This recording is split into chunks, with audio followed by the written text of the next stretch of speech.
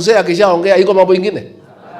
Sisi ni watu wanyenyekevu, sisi ni watumishi. Sio tuetugata cia muinge. Bishop alikuwa alia na muthuri wa miaka yole. Kuri uruge wako uria ate marua. Riu uyo muthuri wothe muri anyandikire marua.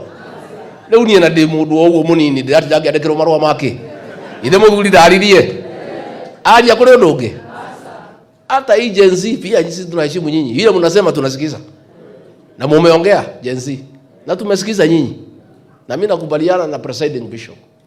Tafadhali Gen Z, my children, my sons and daughters, we have heard you. You have spoken clearly.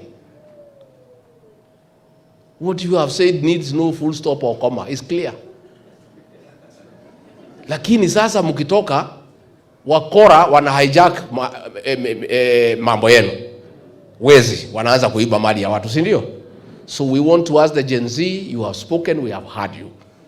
Please don't allow your protest to be hijacked by criminals, people with criminal intent to steal property, to destroy property. I think what you have said is now enough. You don't need to say anything more. Rais amesikia, serikali imesikia, kila mtu amesikia.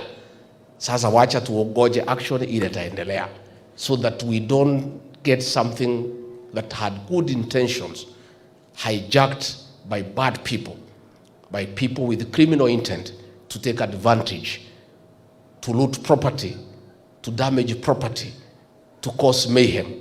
It is not right. Nikimalizia, County Commissioner and your team, I want to thank you for the wall on alcohol. Tuendelee. President aliongea tukiwa pale Nyandarua, the instructions are clear. That war must continue. Please sit down.